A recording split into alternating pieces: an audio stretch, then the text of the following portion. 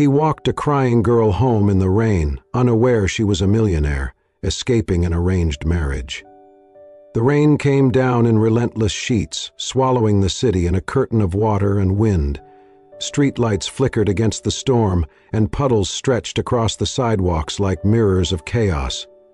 David Carter hunched his shoulders beneath the weight of his hooded jacket as he walked briskly home from his late shift at the public library. His bag, filled with overdue paperwork and an umbrella that had already broken halfway through the walk, thumped against his hip with each step. He had just passed the intersection of 5th and Halston when a sound cut through the storm. A scream, sharp and full of panic. He froze. It came again. High-pitched, desperate. A woman. Without a second thought, David turned down a narrow alley. The rain blurred his vision, but he could just make out a figure stumbling in the distance. A woman, young, soaked, disoriented. Her coat was torn at the sleeve, hair matted to her face, and she was running. Behind her, 2 men in dark suits surged forward, their movements stiff and purposeful. "Stop!" one of them shouted. "Get away from me!" she cried, breath ragged, feet splashing through puddles. David's instincts kicked in. He stepped into the alley's mouth, blocking her path. "Hey!" he yelled. "What's going on?" The woman slammed into him, nearly falling, her fingers gripping his coat in terror. "Please!" she gasped, eyes wide with fear. "Don't let them take me!" The suited men slowed their pace, approaching cautiously. "This doesn't concern you," one of them said coolly. "Family matter. Step aside." David's eyes flicked between the woman and the 2 men. She was trembling, lips blue from the cold, eyes full of something more than fear, desperation.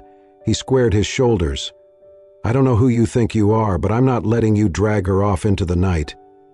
"Sir," the second man warned, reaching into his coat, "you're interfering in something you don't understand." That was enough. David grabbed the woman's hand and turned. "Run!" They bolted. Rain slapped their faces as they tore through the alleyways. David's mind raced as fast as his feet. He took every turn he remembered from growing up in this neighborhood. The shortcut behind the bakery, the wooden fence behind the old record shop. The men were close behind, panting. David yanked the girl into a narrow service stairwell beside an abandoned bookstore. She stumbled, clutching his shoulder, her breath shaky. "This way," he urged. They squeezed through a broken metal door and into a darkened storeroom. It smelled of damp wood and dust. David pulled the door shut behind them just as footsteps thundered past outside. He crouched, catching his breath. She leaned against the wall, shivering. "Are you hurt?" he asked. She shook her head. I don't think so." David took off his soaked jacket and draped it over her shoulders. "I'm David," he said. "You don't have to tell me anything, but I need to get you somewhere safe." "I know a place," she murmured. "It's not far." They waited until the footsteps faded, then slipped out the back. Emma led the way through a maze of alleys to a run-down laundromat with a flickering neon sign. She unlocked a side door with a small key she pulled from her boot. The warmth inside was almost startling. She guided him to a cramped storage room in the back with a cot, a desk, and a small heater humming quietly. "This is where you've been staying?" he asked. She nodded, brushing wet hair from her face. "Temporary," she whispered. He wanted to ask questions. Who were those men? Why were they chasing her? What was she running from? But he didn't. Something in her expression told him she had been answering questions her whole life. Instead, he handed her a towel from the corner shelf and knelt by the heater. "Do you have a name?" he asked gently. She hesitated, then met his gaze. "Emma." He recognized it. Lancaster. The same name on newspapers and real estate towers, but he said nothing. "Emma," he repeated softly. "You're safe now." She looked at him like she wanted to believe it, and for the first time that night, she let herself breathe. The rain had finally stopped by morning, leaving the streets washed clean and glittering beneath the early light. In the back room of the laundromat, the air was still damp, but the heater hummed gently as Emma stirred a pot of oatmeal on a small electric stove. David entered, rubbing the back of his neck, freshly showered from the staff locker room at the library across the street. He paused when he saw her. "You didn't have to cook," he said. Emma glanced over her shoulder and gave a small smile. You let me stay. I wanted to help." He studied her for a moment, barefoot, sleeves rolled up, face soft in the morning light. She looked like someone who belonged, and yet she looked like someone who had never belonged anywhere. They ate in silence, not uncomfortable, just quiet. Afterward, she insisted on cleaning.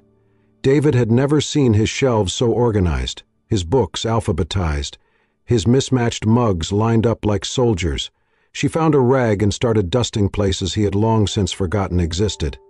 "Are you always this thorough?" he teased. Emma gave a half laugh. "It helps me think." He didn't press. That was the unspoken agreement between them. He didn't ask. She didn't lie. That afternoon, she sat by the window, curled up with a thick paperback from David's bookshelf. She devoured the pages like someone starved for words. "I forgot how much I missed reading," she murmured. "You're welcome to any book here," he replied, "even the ones with coffee stains." She smiled, then asked, "How did you end up working in a library?"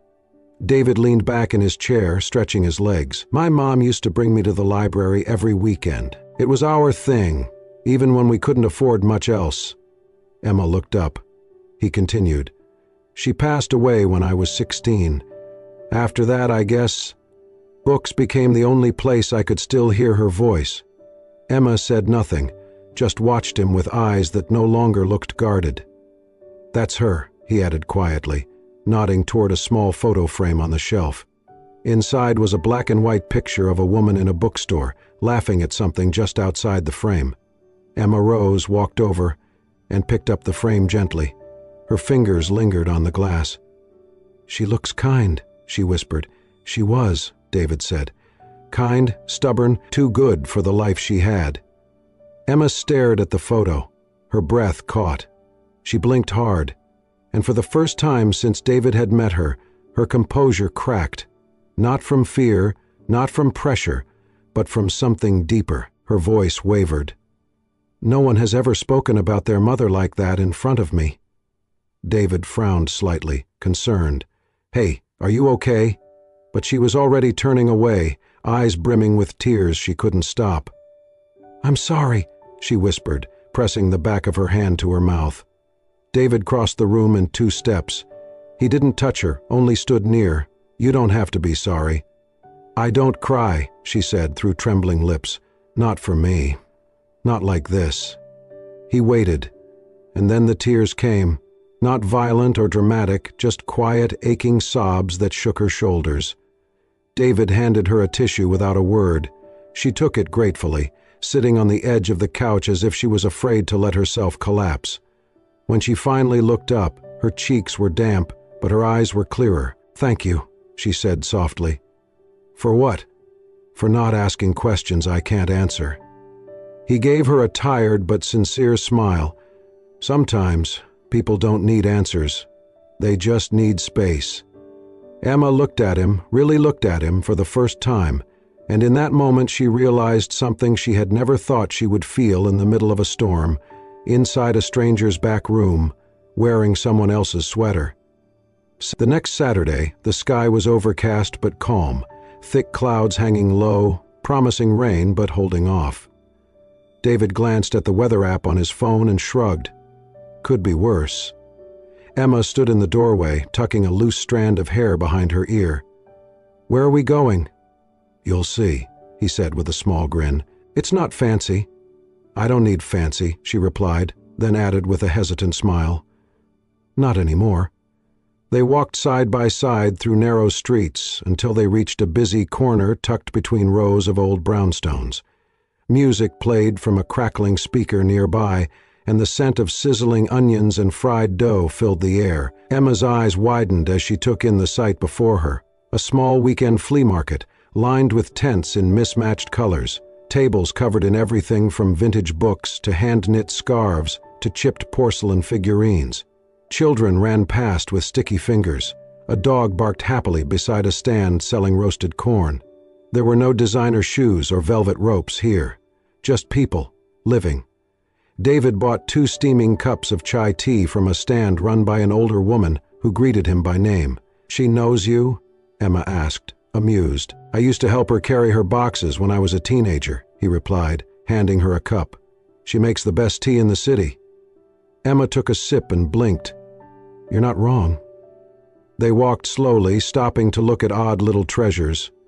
Emma picked up a tiny brass elephant and turned it over in her palm.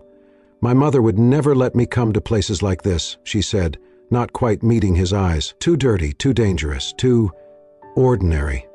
"You don't seem like the type who'd mind ordinary," David said gently. Emma shook her head. "I think I've been looking for it all my life."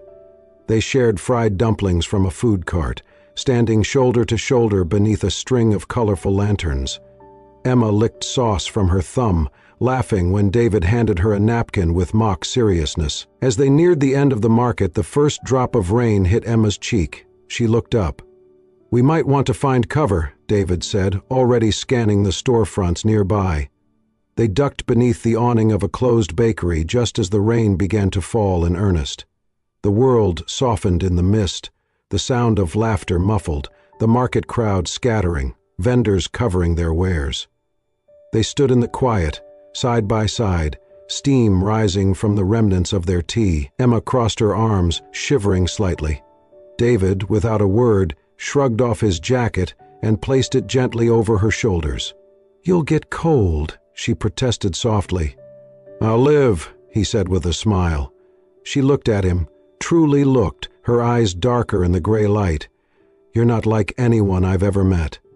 David raised an eyebrow. "Is that a good thing?" "It's a real thing," she said. "You're kind. But not because you want something. You're just kind." He leaned against the wall beside her. "Shouldn't that be normal?" "It should," she whispered, "but it's not." She held the edges of his jacket closer, inhaling the faint scent of soap and old paper.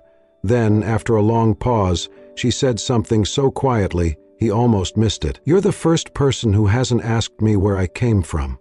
He turned to her slowly. "Because I figured you'd tell me when you were ready." Emma blinked fast, as if she didn't trust the warmth blooming in her chest. Her lips parted, but no words came. Instead, she leaned her head against the brick wall, looking out at the rain.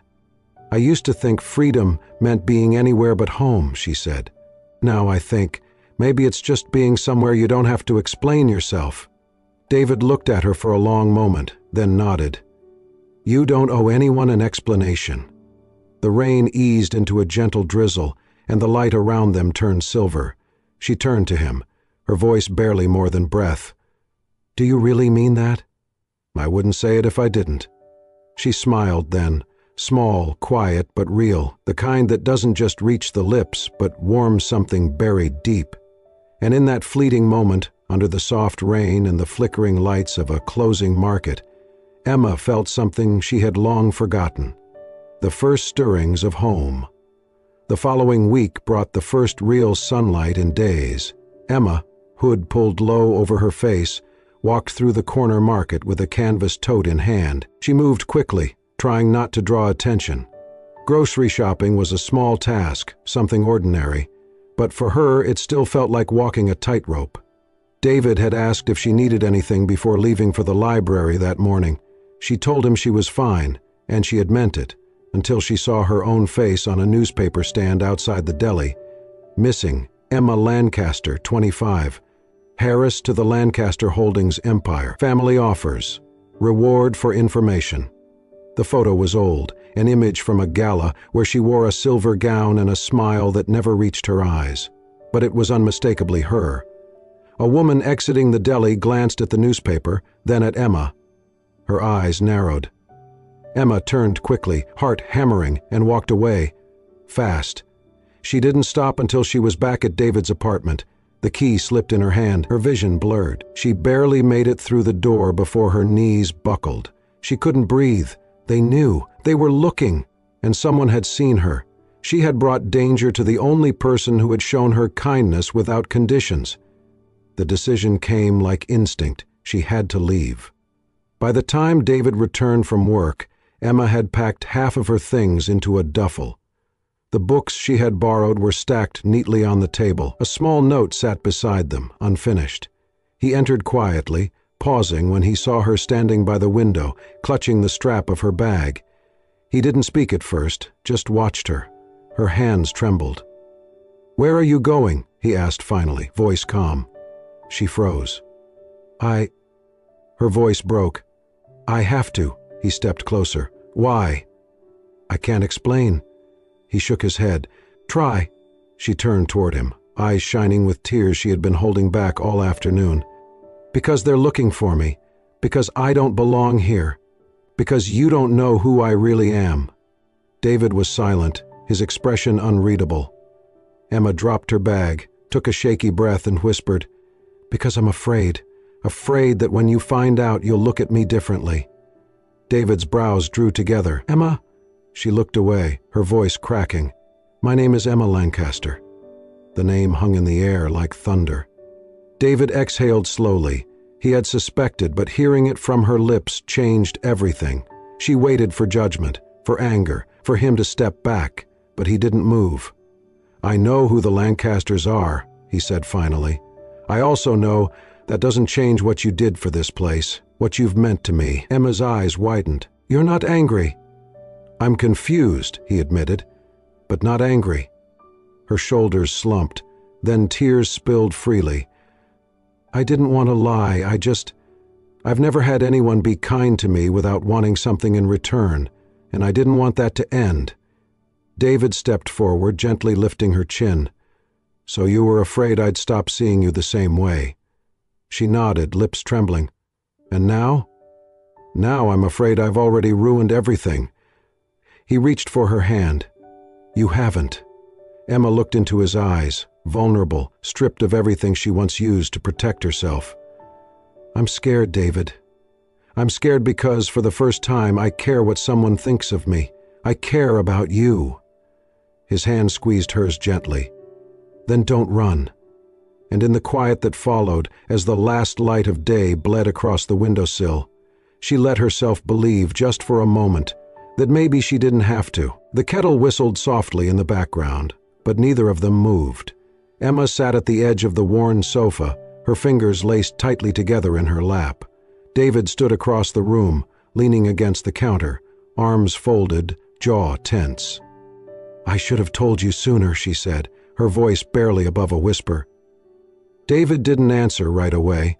The silence between them was different now, not comfortable like before, but heavy, thick with all the things neither of them knew how to say. Emma looked up slowly, searching his face for something, understanding, forgiveness, anything but the distance she felt growing between them.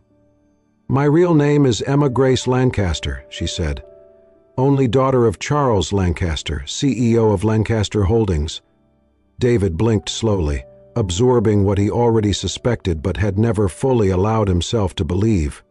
He nodded once, but his expression didn't change. "They want me to marry a man named Andrew Whitmore," she continued.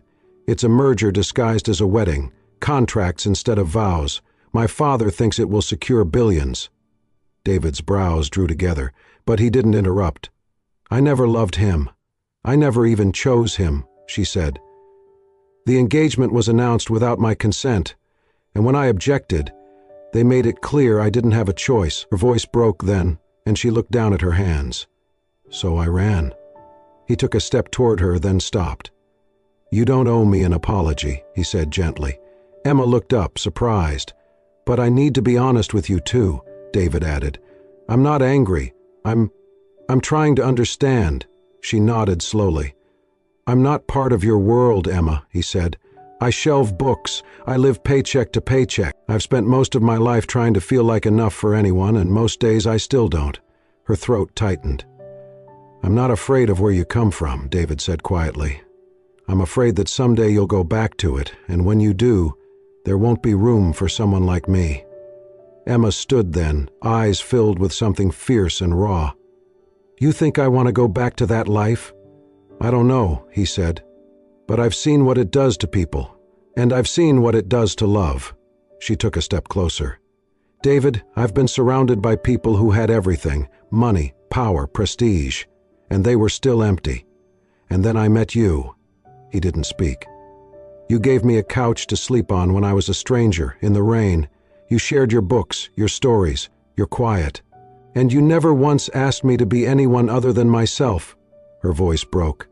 "You are the first person who saw me. Not the name, not the legacy, just me." David's expression softened, but he still held himself back. Emma took another step forward. "I'm not asking you to change who you are. I love who you are." His eyes widened slightly, caught off guard. "I don't know what happens next," she whispered, "but I know I don't want to face it alone. I just want to live one life, one that I choose.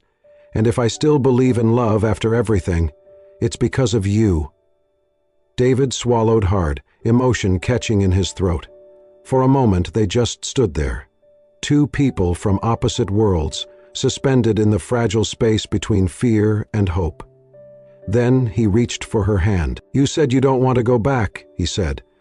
"So don't." Emma's eyes shimmered. He stepped closer. "Stay here. Stay with me. Whatever this is, we'll figure it out together." She let out a breath she hadn't realized she was holding and nodded. David pulled her gently into his arms, and for the first time in days, the tension melted from her shoulders. She rested her head against his chest, listening to the steady rhythm of his heart. It didn't matter that the world outside was loud and complicated. Here, in this tiny apartment above a laundromat, in the arms of someone who saw her clearly, Emma felt something she had always longed for. Freedom. Not from people or places, but freedom to love and be loved back. The duffel bag sat by the door, half-zipped and ready. The plan was simple. Leave before sunrise, take the train north, disappear into a quieter place. A friend of David's had a cabin 2 towns over, secluded, safe. Not forever, but long enough to think, to breathe, to decide their next step. Emma stood by the window, her fingers twitching with nervous energy. She had never felt so free, or so terrified. David came in from the hallway, still in his library jacket, and gave her a reassuring smile. "Train leaves in 45 minutes. You sure about this?" She nodded. "I'm sure. I've never been more sure. But freedom has a way of slipping through your fingers the moment you begin to trust it." They didn't see the black SUV until it screeched to a halt beside the curb. Doors flung open. Men in suits poured out, familiar faces Emma had hoped she'd never see again. "Run!" David shouted, grabbing her hand. They sprinted down the alley behind the laundromat, weaving through puddles and trash bins, but the men were faster, trained. David pushed Emma ahead. "Go through the fence," he shouted. "Cut through the bakery's loading dock." Emma turned to argue, but in that second one of the men caught up. Another lunged at David, shoving him hard against the alley wall. His head cracked against the brick. He crumpled, blood mingling with the rain. "David!" Emma screamed, trying to reach him. 2 arms wrapped around her from behind, pulling her away. "No, no, let me go! David!" He lay motionless, and her voice broke into sobs. She kicked and thrashed, but it was useless. The men loaded her into the SUV, slammed the door, and sped off into the night. The mansion was too bright, too clean, too cold. They stripped her of the clothes she had worn, clothes that still smelled like David's jacket, and replaced them with silk and lace. They confiscated her phone, her laptop, even the small bracelet David had given her at the flea market, saying it looked like her, imperfect but real. For days, Emma cried. She begged to know if David was alive. No one told her anything.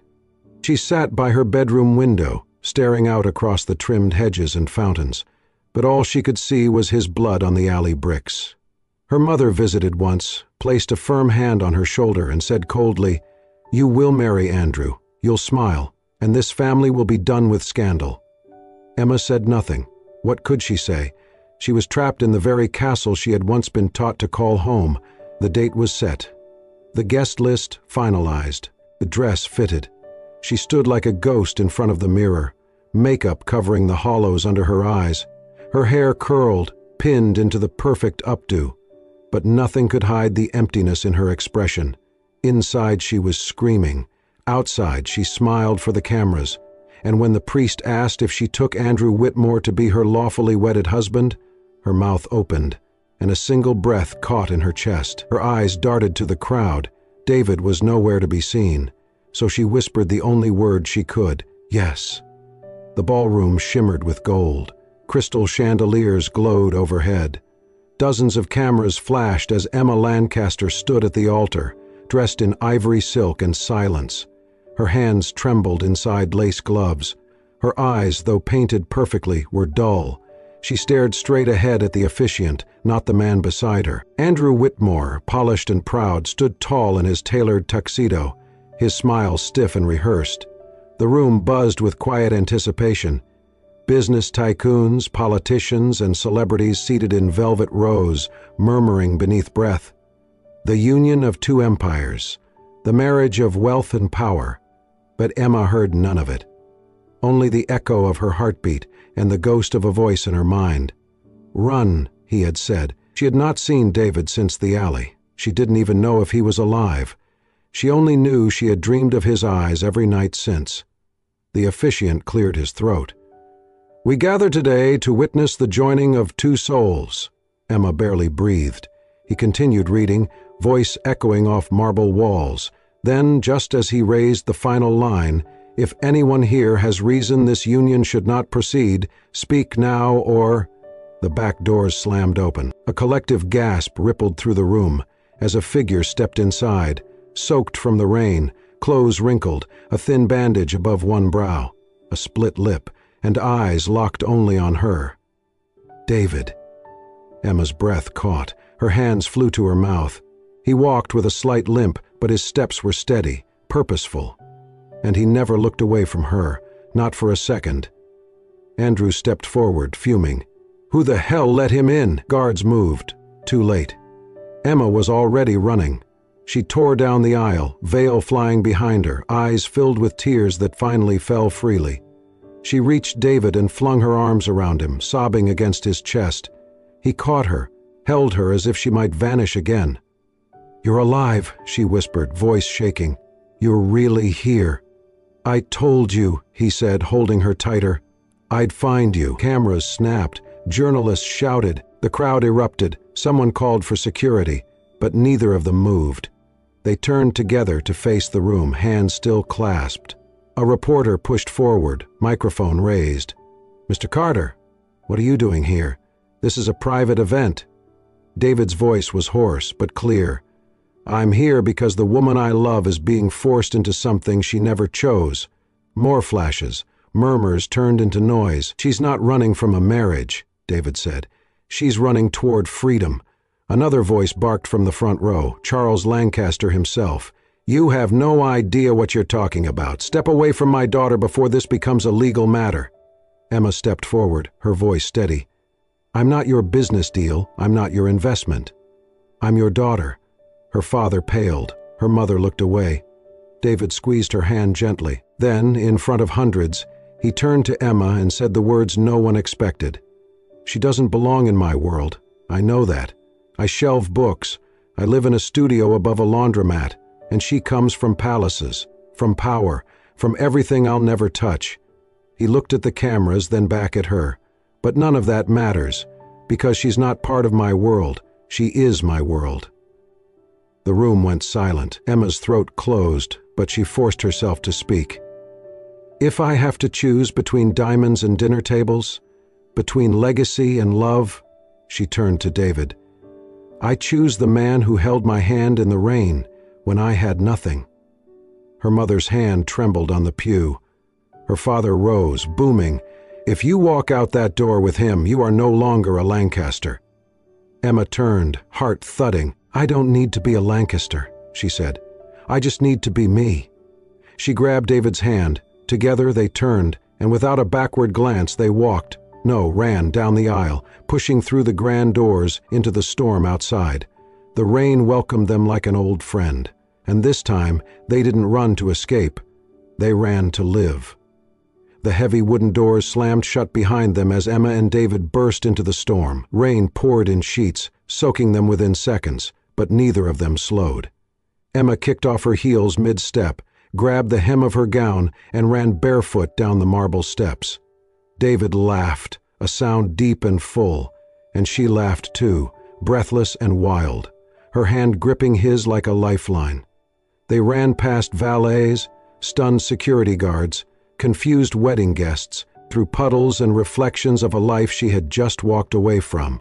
The world around them blurred with motion and rain, but between their joined hands, everything felt clear. At the corner of the empty plaza, David paused, pulling her into the circle of his arms. "You're soaked," he said, brushing wet strands of hair from her face. "I don't care," she whispered, eyes glowing through the raindrops. He smiled, tucking a piece of her veil behind her ear. "Where do we go now?" Emma tilted her head back, laughing into the sky. Then she shouted at the top of her lungs, voice echoing into the storm. "I'm not a princess anymore. I'm me, and I choose you." David stared at her, stunned. Then he kissed her right there, in the middle of the street beneath a sky weeping with joy, while the city roared around them. It was messy and wet and perfect. A kiss not of fairy tales, but of two real people who had fought for their right to love. 2 years later, the town of Belridge, nestled among rolling hills and flower-lined fences, had quietly welcomed a new couple and their little boy into its gentle rhythm. The bell above the door of Theo's corner bookshop jingled as Emma wiped down the front window, humming along to the jazz record playing from the back room. Sunlight poured in, catching dust motes in the air, and from the children's corner came a familiar voice. David sat cross-legged on a rug, reading aloud from a picture book, his hair slightly grayer at the temples, his voice full of warmth. "And then the bear said, 'No matter where we go, home is where the heart is,'" he read, glancing up at the little boy in his lap. Theo, barely 2 and already with his mother's eyes and his father's curiosity, clapped his chubby hands and pointed at the pictures. "Bear, go home!" "That's right," David said, kissing the top of his head. Emma leaned against the doorframe, her heart so full it hurt. There were no security gates here, no press conferences, just books, laughter, and the smell of cinnamon rolls from the bakery next door. Their life was simple, but every corner of it was theirs. A knock came at the door. Emma turned, surprised to see a familiar black town car parked outside. From it stepped 2 figures, her parents. Charles Lancaster stood a few feet behind his wife, his expression unreadable. Her mother, elegantly dressed as always, held a small bouquet of daisies. Emma froze, heart racing. David looked up, eyes meeting hers across the shop. He stood slowly, Theo still in his arms. Her mother approached first, tentative. We thought we'd stop by, if that's all right." Emma swallowed hard, nodding. "Of course." Her mother handed her the flowers without a word, then leaned down to look at Theo. "And this must be the famous Theo." Theo, ever friendly, reached out a hand. "Hi." A laugh bubbled up in Emma's chest, soft, unsure. Then her father stepped forward. He looked older somehow, not defeated but quieter. He stared at Theo for a long moment before slowly kneeling down and reaching out his arms. "May I?" he asked. Emma hesitated, then nodded. David gently passed Theo over. Charles Lancaster, the man who once valued image over everything, held his grandson like he was the most fragile, most priceless thing in the world. For a long time he said nothing. Then, softly, his voice breaking in a way Emma had never heard before, he murmured, "He looks like you." Emma's eyes filled with tears, not because she needed their approval, but because sometimes love has a way of finding its way home, even when it starts with a storm. And in that little bookstore, where every page whispered of possibility, Emma finally understood. She hadn't just found freedom that night in the rain, she had found everything. Thank you for staying with us until the very last moment of this heartfelt journey.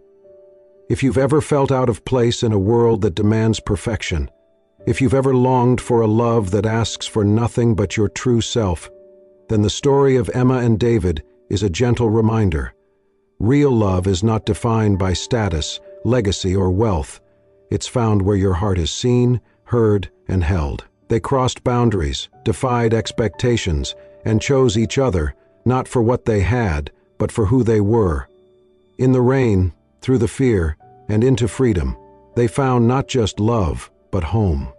If this story touched your heart, don't forget to subscribe to Soul-Stirring Stories for more emotional, soul-healing tales like this one. We'll see you in the next story, where love doesn't need to be perfect to be true, and where every moment has the power to change everything.